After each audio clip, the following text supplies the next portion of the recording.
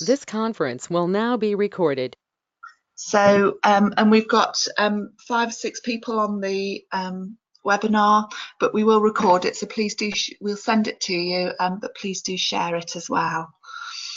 So, like I say, questions in the chat box, just type them in as you go. If something doesn't make sense, or I haven't explained something particularly well, or you've got some subsequent questions.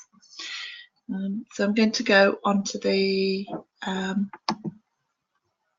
now I need to work out how to go on to the next slide.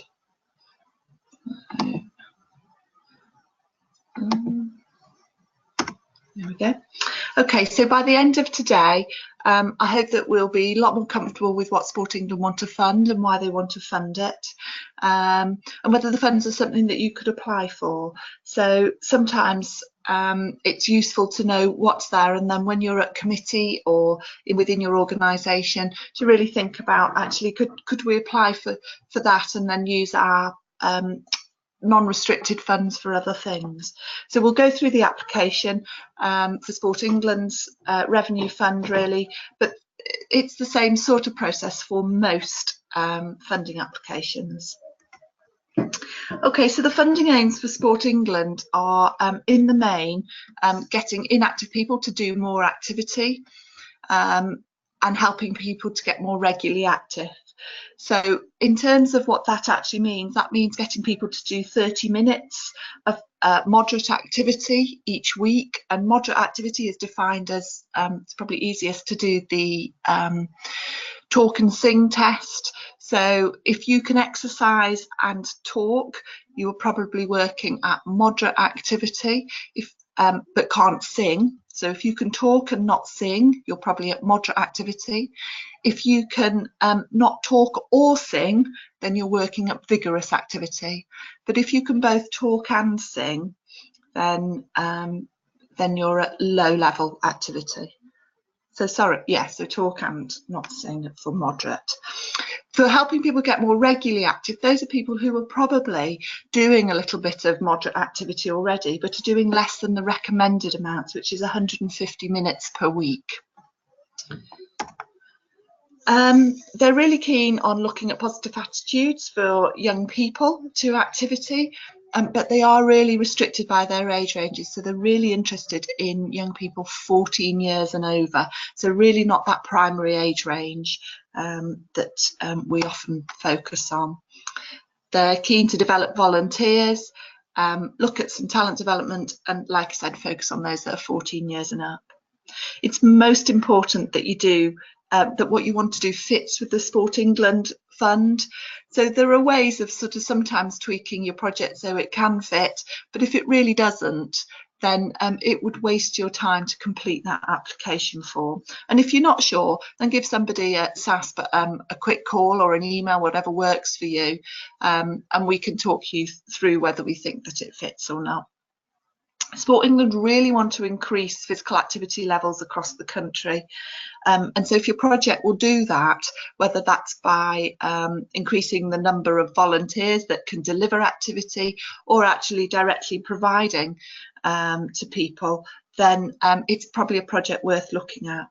And I'm going to say it again, it's really important that the age range needs to be 14 years and up. And while if you have a project that is 11 to 19 or something, that feels like a big age range, they will really want to make sure that they're going to be funding the 14 years and up. So if you really want to do something that starts at 11 but includes 14-year-olds, you need to be quite sure that you can show them how the 14-year-olds are going to be included. So eligibility, before we go through, before you do any kind of grant aid, it is really important to find out whether you are eligible. So for Sport England, most organisations are, so that not-for-profit, voluntary or community club, schools, statutory bodies like local authorities or parish and town councils, all in, village hall committees. So most organisations are actually eligible, but not individuals. You can't apply as an individual, and you can't apply as a commercial entity. So, and the only other, I suppose, exclusions are football clubs, because they would expect you to go through the Football Foundation, and some parts for cricket where they have the Get the Game On funds. So as long as you have a constitution or a set of governing body documents of some sort, so articles of association or whatever it is that you have, and have a bank account with 2 signatories needed, and not an individual, not a commercial organisation, you're likely to be eligible. Okay, so planning your project is a really important thing to think about. One of the main things that goes wrong with all grant aid is the project isn't clear to the funder, because what's clear as day to you and you think is really self-explanatory may not be to a funder, because they don't live in your world. So I've put some bullet points up here. So the questions about why, what, how need to be really clear to a stranger. And what I've done in the past is just test out with somebody completely not involved with the project. I've often used my mum because she's a little bit older, doesn't live in my world, doesn't live in sports world at all, and asked her what she thinks I'm trying to do with this sort of project plan. Does she understand what it is? Can she play that back for me? And if she can, I think I've probably done quite a good job. So always worth testing it out on somebody. And you also need to think about how you might sustain the benefits of your project.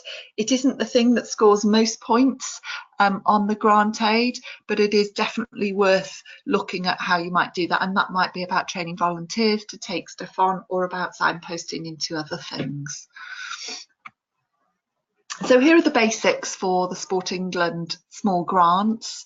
That the project asks for no more than £10,000, but you can start at £300. But you can have a project that costs more, but you can't request any more. So, but the total amount of the project can't be more than £50,000, of which you would only be able to ask for a maximum of £10,000. So at present, the guidance says that it has to be spent in a 12-month period, but this is under consultation at the moment and is changing to a 3-year period, which is why I've put that in the bullet point. Don't start your project beforehand in the hope that you'll get funded, because that's a surefire way of not getting funded. So make sure when you're planning your project, there's a 10-week turnaround minimum. So give yourself at least 12, at least 3 months from submitting your application to the start. So it's really good idea to do some of these things for sports clubs in the off season, or do it at the beginning of term and then have it delivering in the next term. So there's a focus on recognised sports if that's relevant for you, but the next slide I'll talk a little bit like that, and it does need to be England based. Partnership funding is not needed for this, for the small grants at all. So if we go on to the application form, if you've got yours handy or got it online, then it's probably useful just to whip through that now, but I'll explain it as we go. So the first part of the form talks about describing your project. So it gives you 100 words to describe your project, and like I said before, just use it like a lift conversation. How would you describe your project in 10 minutes? You don't need to give them chapter and verse. If you wanted to do walking netball, you could say our project will be delivering walking netball for women aged 40 to 65 in Minehead on a weekly basis. We will also look to train volunteers to sustain. That's all it needs to say at that point. Really brief, so be succinct. They're not interested in whether you've won the cup and how great your club is. So there's a drop-down menus around selecting sports, and there are a number. If you're not actually looking at a particular sport, so you're not looking at netball, you're actually looking for a youth club or something where you might do a whole lot of different sports, then you can include, they've got drop downs for multi-skill or adapted sports or movement and dance, rambling if you're going to be doing more walking-y type projects, and then sports development, which I think is a little bit of a catch-all really if you really can't find anything, but you can select those, so just select as it works for you. And where will your project happen? Is use postcodes, and what I'm going to say is use those wisely. Sport England will always prefer to have applications that come from areas of deprivation, and so if your project has multiple bases, then you can use those that are in areas of deprivation where you can first and foremost. So where the application then asks you to tell them a little bit more about what you're doing, and this is the bit where you really need to prove your need.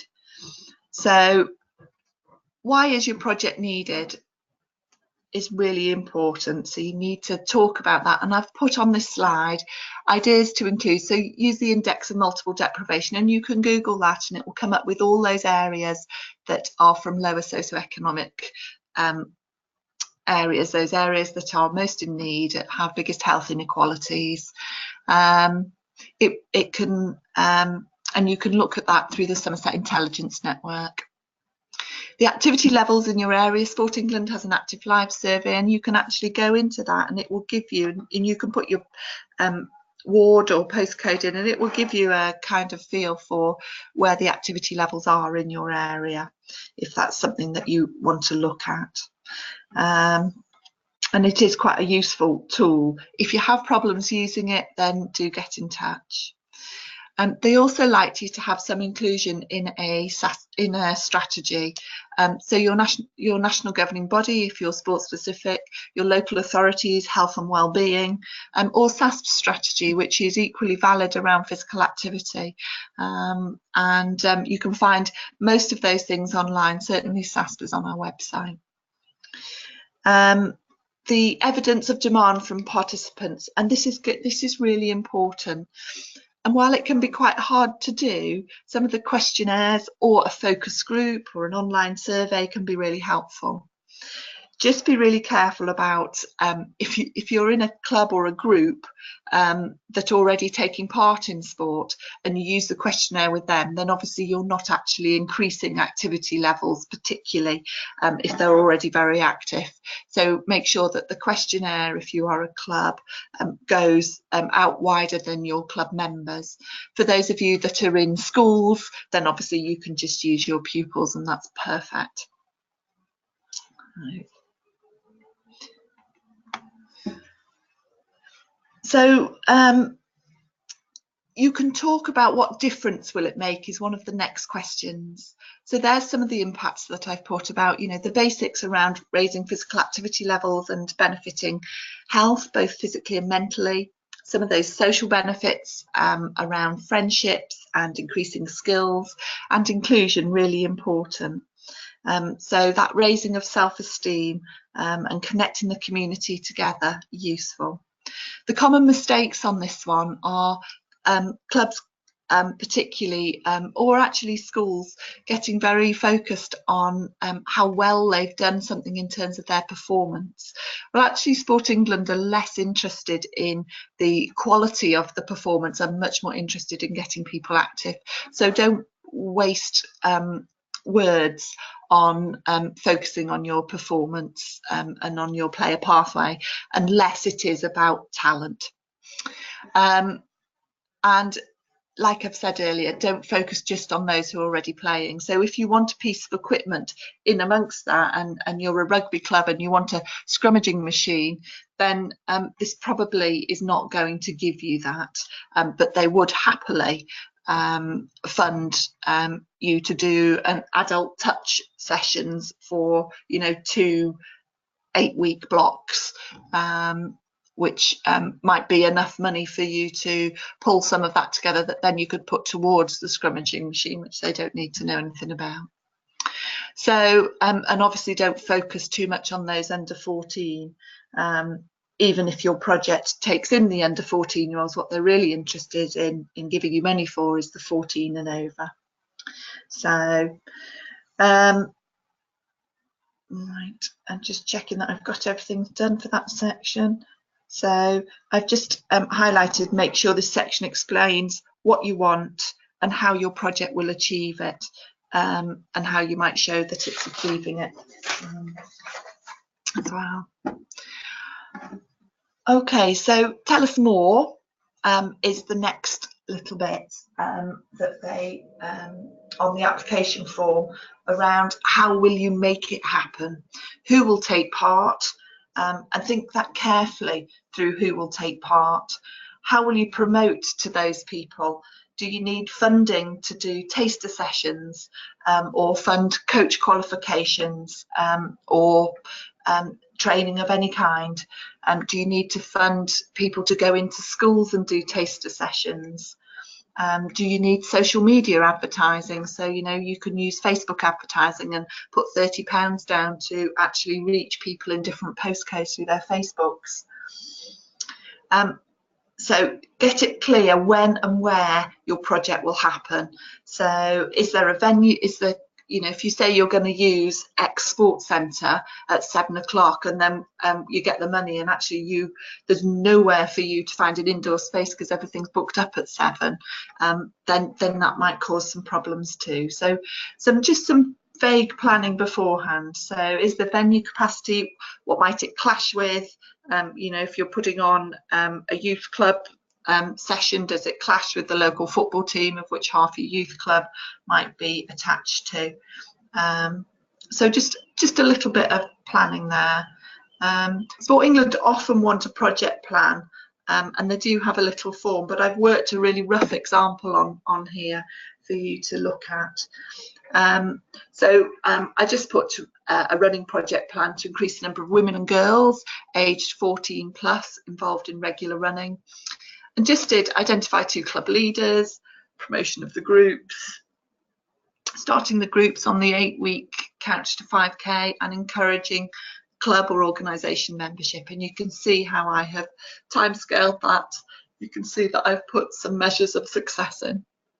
And then, so there's one piece, but actually I've then gone on and said, I'd really like to do that again, and identify 2 additional leaders, which will cost me in terms of the leadership in running and fitness.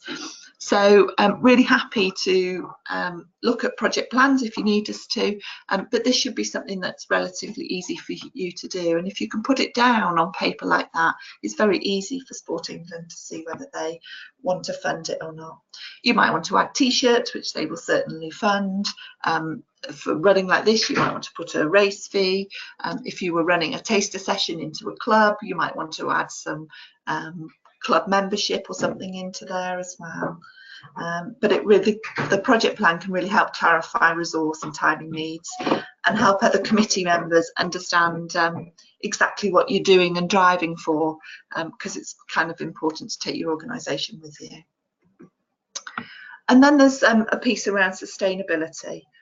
They do need a level of sustainability. So for that previous example of running groups, then maybe you could just say, well, actually you'd link them into the local park run, and that would be seen as sustainable. So you've taught them how to run 5 kilometres, and now they can go and do it every week for free at park run. It might be that you're qualifying volunteers, you know, so you're qualifying a few more leaders, and they will carry on. So it won't always be you or somebody within your club doing it, but make sure you cost that in. It talks about will you work in partnerships? So partnerships are not necessarily you don't necessarily need to put them in, but actually I think Sport England quite like you to work with partners. So with the running group, you might say, oh, I'm working with Park Run, I'm working with SASP, or you know, I might be working with Slimming World to try and recruit some of my women. So it's not necessary, but often useful. So your project doesn't look quite so isolated. But if you're not working with partners, then it's fine. You know, so particularly around recruitment and promotion is probably useful. Okay, so the next bit of the application form is about people taking part and how we measure that. So it's much easier if all participants are new. So do people currently take part in your sport at your project? So if it involves an entirely new session, then the answer will be no to this question. So if you're in a netball club and you start a walking netball session, you can say, yeah, people currently take part in my sport because that's the club bit. But actually the answer to this question would be no, because nobody is taking part in walking football and walking netball at the moment.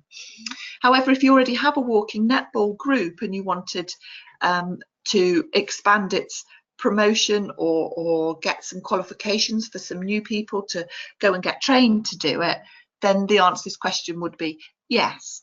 And you will then measure the new people that are coming on through. Use numbers rather than percentages because it will give you a choice, but percentages are a lot more tricky to do when you're baselining. So the baseline measures are age, gender, disability, ethnicity.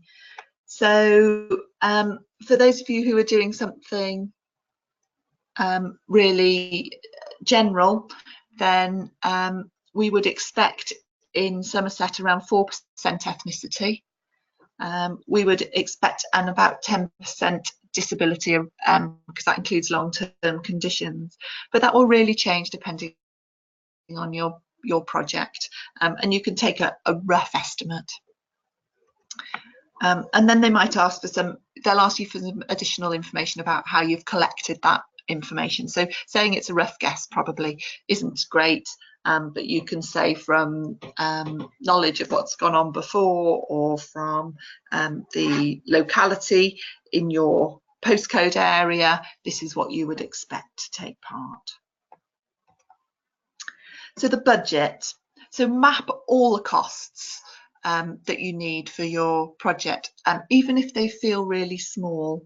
So the budget should be really simple, and the form will show you if it's incorrect because you have to label each thing. So it's a really good discipline, I think, to talk about your coaching fees, your venue hire, you know, whether you've got training fees, promotional fees, any travel that you need, any clothing that you think you need, anything for sustainability in terms of those sorts of costs. But it will be simple, and it won't let you go forward unless it actually equals up. I know a number of people have had a small amounts of problems with the budget, and it will ask if you've got partnership funding, and this is really easy if it's cash that you've got as partnership funding, but the in-kind contributions are really much more tricky. So I would not put in kind contributions if you're just adding them for the sake of it, but because it's much more difficult to show and then to measure later on when they ask you to audit your grant, if you're successful, you know, a year down the line. So the documentation that's needed, you can send this by post, but it is easier to upload your constitution or your articles of association, your most recent financial accounts if you have them, and your last 3 bank statements, safeguarding policies if relevant. So if you are dealing with the 14-year-olds and up, then you will need a safeguarding policy. If you haven't got one, then please do get in touch and we can help with that, but most people seem to have them now. And remember that safeguarding is up to 18, so if you're dealing with anybody under 18, you know, that 16 to 18-year-olds still need a safeguarding policy. And if you're dealing with very elderly people, then they might be classified as adults at risk or vulnerable adults, and you will need a vulnerable adults policy, of which we can help you with too. You'll need your evidence partnership funding if it's relevant, your national governing body affiliation if you're relevant. So if you fancy doing judo or something that has full contact and is dangerous, they will expect a governing body affiliation, and they will probably want a project delivery plan. So that's really Sport England's grant in a nutshell. It isn't hugely difficult, and it's you can take pieces as long as you have the project plan. Different people can add into it, and you can sort of pop in and out of the online form, you know, and save it as you go. And you can also download obviously a PDF. So I suppose the final thing is you can only have one funded application at a time. So if you were successful with a grant aid, then you can't go and apply for another while that one's still live. But once that one's finished, then you can complete another one if that's what you'd like to do. And a number of people do that as long as it's for a different project. So it can be a different cohort or something completely different. So has anybody got, I'm going to take you all off mute now, and if anybody's got any questions, you can either put them in the chat box or you can talk to me. No questions? Hi Jane, I asked regarding the baseline data about GDPR and gaining consent before sharing that. Obviously they're not giving names, but do you still feel it's adequate to get their permissions before sharing? Sorry, could you repeat what data are you collecting? Sorry. The baseline data you were talking about in terms of ages, names, ages and genders, things like that. Do you still feel it's appropriate to get their permission, or because you're not giving particular detail in terms of names and addresses, you don't need that? So for the baseline data, they're just asking you to guesstimate how many people you're going to gain from this grant aid. So you don't need to collect that. When you audit at the end, then you would just use that in you would have collected that information for health and safety reasons, I suspect anyway. And under GDPR, you're really only allowed to keep it for a year, unless you have specific reason not to. Is that have I answered that question, or have I not quite got there? No, that's fine. Yeah, I wasn't sure whether we were talking about kind of people who are already, you know, like if you were looking to do something that already had a cohort, you've done it once before or something like that. So that's fine if you're looking, if you're adding new people, that's fine. Yeah. Okay. Thank you. Has anybody else got any other questions? Okay, so if there are no other questions, I would be really delighted if at least some of you chose to put in an application. I will say that Somerset's a good place to put in an application because we don't get so many as many other counties. For whatever reason, I have no idea, that not so many are submitted from Somerset. And so that gives you an extra point, in fact, because they really want to make sure that this lottery money is spread right across England. So do put in an application, and don't hesitate to contact us if you want to discuss your project. So we do have other training available, but presumably, given you picked this up, you'll be able to see that online as well as it comes through. So thank you ever so much for your time, and I hope that's been useful. Thank you.